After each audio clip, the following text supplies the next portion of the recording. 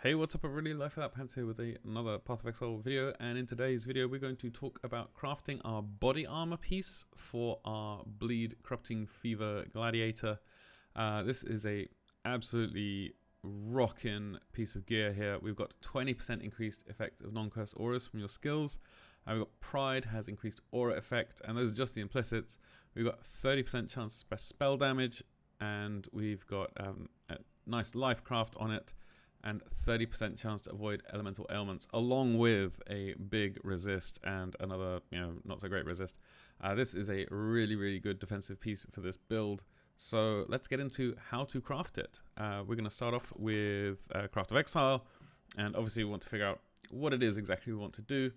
So for our goals, we have here, we want a 6-linked full dragon scale eye level 86 base. These are our implicits that we're looking for. Pride or another aura that has increased effect. We use Malevolence and Pride and a couple of smaller auras as well.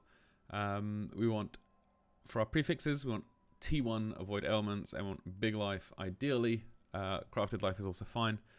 This build has 6k life, so, and that's just with crafted life. You can get more, but it's, crafted is fine. And for our suffixes, we want spell suppression, at least tier 2, a big resist, and then a flex spot, which is likely going to be another sort of mediocre resist. So let's get into how to make this. So we're going to create a new item, and it's a strength dex. It has to be strength dex body armor because spell suppression and does not roll on just a straight armor piece. We're going to go with a full dragon scale because the armor is very important to the build. Evasion's great for the build, but we don't need a Triumphant Lamellar or a General's Brigand. We're going to go with a full dragon scale. It offers us a lot of armor, and evasion is also great, although we can't evade enemy hits, so it doesn't really matter too much. But armor is very important to us. We're going to go with a eye level 86 base, and let's get started. So the first thing we need to do is we need to roll our implicits, and we're going to do this with Eldritch Crafting, unsurprisingly. Let's just make this magic. Here we go.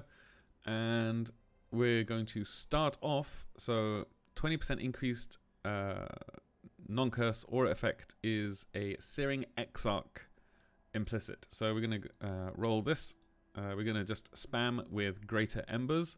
Oh, look, here we have increased effects of your curses. That's not the one we want. We want increased non-curse aura effect.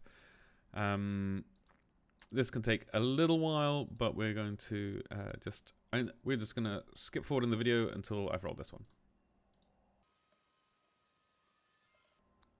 Hey, we got it. Okay, excellent. So we've got increased effect of non-curse auras from your skills. This is going to amp up our malevolence and our pride and all of our auras, and then we're going to chuck on a Grand Ichor. Now this is a T4 Ichor. We've been rolling with a T5 Embers, and the reason we're putting a Grand Ichor on is because we're going to use Orbs of Conflicts, and the Orbs of Conflicts do try to sort of level the two implicits towards each other, or at least in my experience that seems to be the way they work. So if we can just use just one Grand Ichor here, hatred has increased effect, doesn't matter to us what it is. We're just going to put one because this is tier 4 and we want our tier 5 to go up a level, so hopefully that's going to turn out exactly how it works. So obviously we're imprinting, so we create a save state here of our magic item. This is done through Bestiary. Use a Krakic Chimeral, and then we're going to go straight into our Orb of Conflicts. Now the Orb of Conflict is going to increase one of these, this tier 5 or this tier 4, by 1 and reduce the other by 1. So hopefully it's going to be the non-curse auras from your skills. It wasn't, so we're going to apply our imprint. We go back and then we've got to imprint again, and then we're going to Orb of Conflict once more. Now we've got a tier 4 increased effect of non-curse auras. So again we imprint and then we Orb of Conflict. We got tier 3 now. At this point, I'll put on another Grand Ichor, so it's tier 4, it's not tier 6. So we're going to imprint once more, straight back to the Orb of Conflict, and we went down to tier 4 here, which is a shame.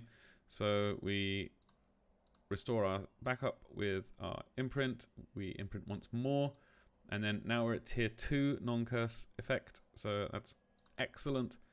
Just one more, hopefully, and maybe this will be it. It was. So now we've got increased aura effect up to tier 1, which is 19 to 20%. Excellent stuff. Then we're going to spam with greater Ichors until we get, for me it was pride, but maybe you want malevolence or pride, or maybe you want a defensive mechanic. Like 6% chance to block spell damage is pretty good as well. But we're just going to fast forward until I hit... oh, we could also take determination. So let's just say we're going to take determination. It's more armor for us, so it's a good defensive mod. You can choose defense or offense with this build, because pride or malevolence are both great implicits to have here. So now we've got our implicits sorted out. Now we're going to start working on our suffixes. And the reason we start with suffixes is because we are Searing Exarch dominant. So that means when we use these these Eldritch Chaos, Eldritch Exalted, and Eldritch Annuls, they will affect the prefix modifiers. So if we just use, an Exalt now, oh whoops, we can't do that because we're not magic. There we go. So if we go and add an Exalt now, we'll get an extra prefix. So we've got 3 now. And what we want to do is we're going to spam essences, and it doesn't matter what kind of resistance essence you use, as long as the tier is high. Because you can change all of that stuff with harvest later on. So if you have, you want cold resistance, but you've got no cold essences, but you've got 1,000 lightning essences, then use the lightning ones. Use the tier 1 lightning essences. I think it's Wrath we've got here. You can just use that and then change lightning to cold through harvest later on. But we're going to spam with our essences until we get spell suppression at tier 2 or higher. And I mean, we're guaranteed the cold resistance. We've got a really good lightning resistance here. At this point, I would actually just do this, maybe, and then maybe this is enough for you, but spell suppression is absolutely amazing this league. It's a really fantastic defensive mechanic, and we're just going to keep going until we get spell suppression. So for now, I'm just going to fast forward in the video until we've hit that. Oh wow, we didn't even need to bother with that. It's right here. So we got 46% lightning resistance, and we've got 31% spell suppression. We've got some, this regen life is not great.